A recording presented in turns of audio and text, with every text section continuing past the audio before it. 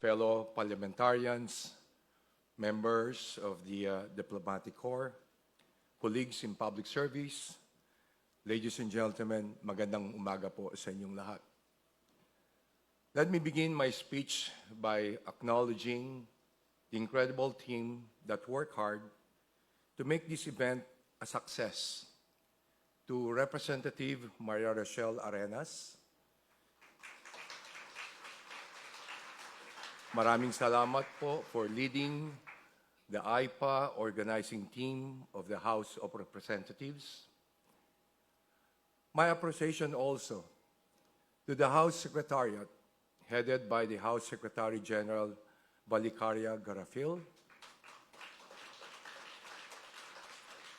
and to all the departments involved in today's event.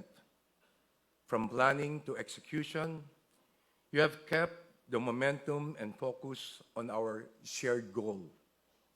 My thanks also to the artists and production team for the beautiful performances. Your commitment and tireless efforts made today possible. Once again, thank you very much for all your hard work.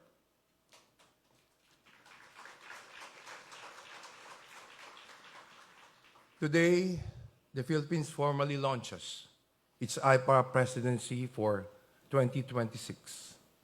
We do so with humility and with a clear understanding of what this responsibility demands, not only from this body, but from all of us entrusted with public service. Our guiding theme is clear: Parliament securing a peaceful, prosperous, and a people-centered ASEAN. It reflects a fundamental truth.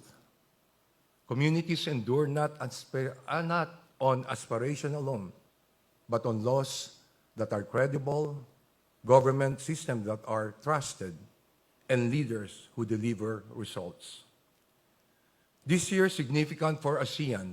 We mark 50 years of the Treaty of Amity and Cooperation, a reminder that peace in our region was built deliberately through dialogue, mutual respect, and the rule of law.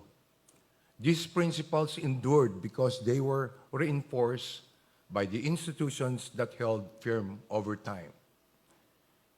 As we look ahead to ASEAN Community Vision 2045, the challenges before us are familiar, but more complex.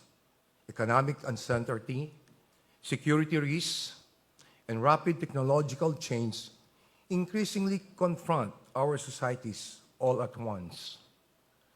From my experience leading the House of Representatives, one lesson stands out.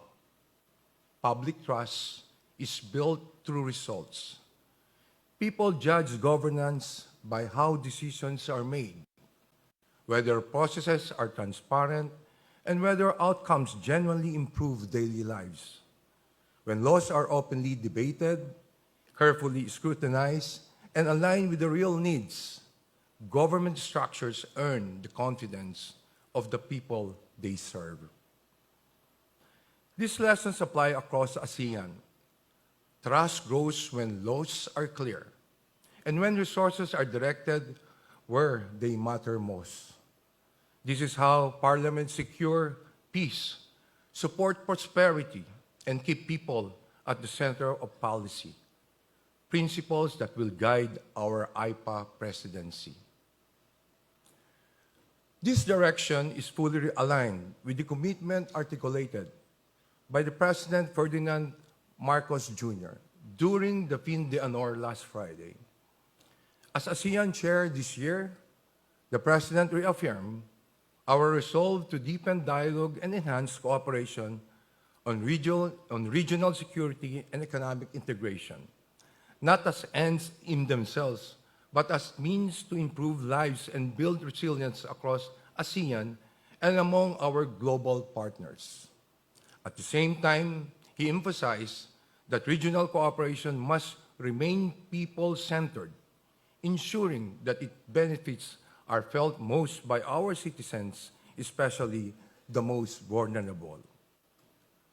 Through IPA, legislatures advance parliamentary diplomacy by working together on shared concerns: maritime security, transnational crime, cyber threats, and disinformation, choosing cooperation over confrontation. This spirit of inclusion is reinforced as we welcome Timor-Leste into the ASEAN family. Its membership affirms that peace in our region is secured when responsibility is shared. Prosperity must be measured not by growth figures alone, but by their impact on everyday life. Across ASEAN, economies are changing. Technology is reshaping industries. Supply chains are adjusting, and new opportunities are emerging alongside new risks. Our task as legislators is to support laws that encourage innovation, protect workers, strengthen small enterprises, and improve connectivity, so growth is felt across communities, not concentrated in a few sectors. A truly people-centered ASEAN begins with dignity. It means protecting vulnerable sectors, empowering women and youth, and recognizing the contributions of migrant workers. It also means preparing our societies for the future. Technologies such as artificial intelligence offer real opportunities, but they require responsible governance to ensure that progress remains inclusive and human-centered. When peace is secured, prosperity is shared, and people remain at the heart of policy. ASEAN moves forward with confidence as a region that is resilient, connected, and governed by strong institutions. As we begin the Philippine IPA presidency, may I offer this call. Magsama-sama tayo, let's act together upang bumuo ng iisang IPA, to build one IPA, tungo sa bagong bukas, toward a new tomorrow. For today's young public servants, and for the generations that will follow, the Philippines stands ready to work with you, to listen, and to help secure a peaceful, prosperous, and a people-centered Asia. Mabuhay ang IPA. Maraming salamat po.